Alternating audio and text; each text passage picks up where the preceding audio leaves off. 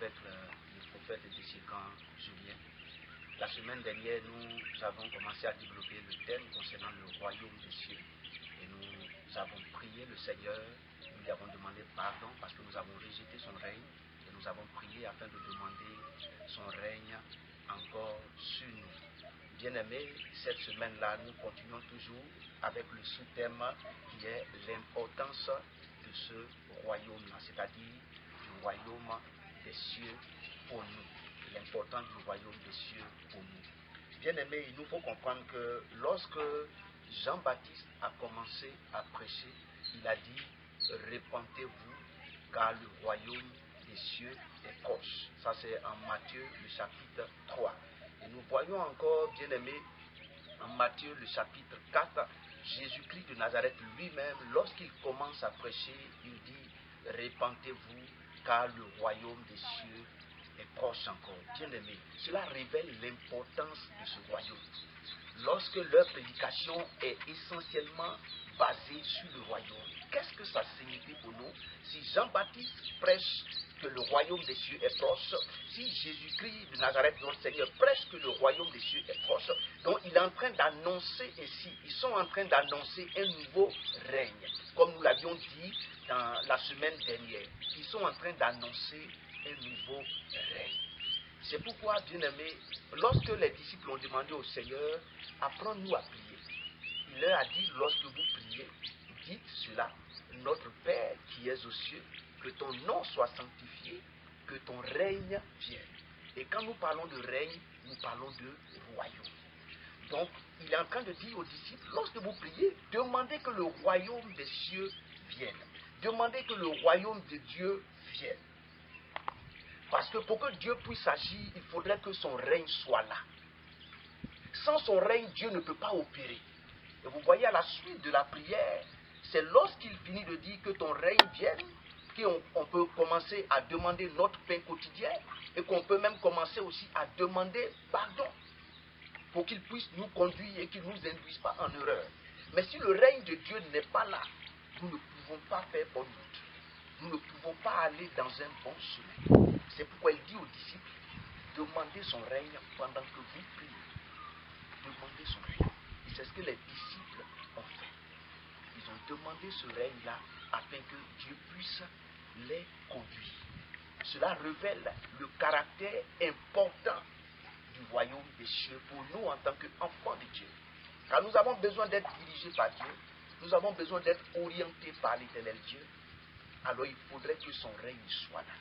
Parce que quelqu'un ne peut pas être hors du trône et puis il va diriger un royaume. Il faudrait qu'il soit assis sur le trône. C'est pareil dans le monde dans lequel nous sommes. Quelqu'un ne peut pas être, hors du fauteuil présidentiel et puis il va diriger un pays. Pour qu'il puisse diriger le pays, pour qu'il puisse influencer le pays, il faudrait qu'il soit assis sur le fauteuil présidentiel et qu'il soit investi de tous les attributs afin de pouvoir exercer son influence sur le peuple. Et c'est à cela que nous sommes invités.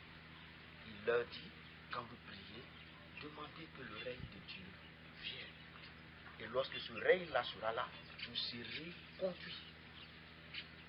Vous serez conduits. Il leur dit encore en Matthieu le chapitre 3 toujours que l'homme ne vivra pas seulement de pain, mais de toute parole qui vient de la bouche de Dieu. Alléluia. Tout cela, c'est pour que le règne de Dieu puisse nous conduire, c'est pour que le règne de Dieu puisse nous orienter, bien-aimés. Nous sommes enfants de Dieu, nous sommes enfants du royaume des cieux, et nous avons besoin de cela. Il est important, il est impératif pour toi et pour moi que nous marchions dans le royaume des cieux et que le royaume des cieux puisse s'établir dans notre vie et que nous soyons influencés, corps, âme et esprit, par ce royaume-là. Il est important pour toi et pour moi que nous soyons sous l'influence du royaume des cieux. Et il leur dit encore, recherchez premièrement le royaume des cieux.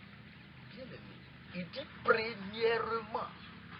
Jésus dit aux disciples, recherchez premièrement le royaume des cieux et sa justice. Cela révèle le caractère encore important du royaume des cieux. C'est important. Il leur révèle encore le caractère important. Recherchez le royaume des cieux et sa justice. Premièrement. Ça veut dire par ordre de priorité, bien aimé, le Seigneur est en train de nous faire comprendre que la première des choses qu'un enfant de Dieu doit désirer, c'est d'abord le royaume. C'est d'abord le règne de Dieu. Et si le règne de Dieu est là, toutes les autres choses viendront. Toutes les autres choses viendront. Lorsque le règne de Dieu est là, lorsque le royaume de Dieu est établi, comme je le dis, lorsque celui que tu souhaites, celui que tu veux est assis sur le trône, il peut influencer ta vie, il peut influencer le cours de ta vie, il peut influencer les choses que tu désires. Mais tant qu'il n'est pas assis, il n'a aucune influence. Tant qu'il est hors, il ne peut pas agir. Aucun changement ne peut se faire. Alors nous sommes invités à faire en sorte que le royaume des cieux vienne. Nous sommes invités.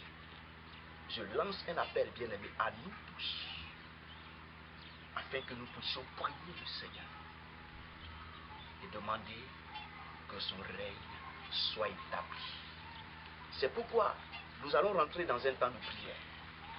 Et nous allons dire à Dieu, établis ton règne dans notre vie, dans notre corps, dans notre âme et dans notre esprit. Prions ensemble le Seigneur.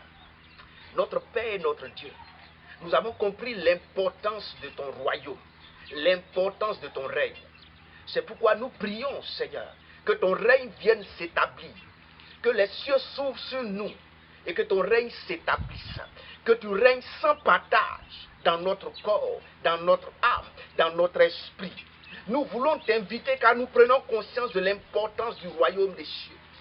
Viens, influence notre vie, influence notre corps, influence notre âme, influence notre esprit, influence nos pensées, Seigneur. Nous avons besoin que tu t'installes. S'il y avait un autre règne qui était là, Seigneur, qu'il soit brisé dans le nom de Jésus-Christ. S'il y avait un autre règne qui nous empêchait d'agir, qui nous empêchait de faire ta volonté, que ton règne descende, qu'il s'établisse sur nous et que tout autre règne soit anéanti. Dans le nom de Jésus-Christ de Nazareth, nous soupirons après ton règne. Nous avons besoin de ce règne-là, qu'il soit établi, Père. Qu'il soit établi au nom de Jésus-Christ de Nazareth. Que ton règne soit établi sur nous, dans notre corps, dans notre âme et dans notre esprit. Nous te supplions, nous t'appelons, viens et établis-toi. Nous t'établissons roi sur nous, Seigneur. Nous t'établissons roi dans notre corps, roi dans notre âme, roi dans notre esprit. Nous t'établissons roi dans nos activités. Nous t'établissons roi dans nos églises. Nous t'établissons roi dans nos familles. Au nom puissant de Jésus-Christ de Nazareth. Amen. Bien-aimés, que le Seigneur nous bénisse. Que sa paix, sa grâce soient avec nous, que son royaume nous conduise encore, et à la semaine prochaine, que le Seigneur vous bénisse, au nom de Jésus.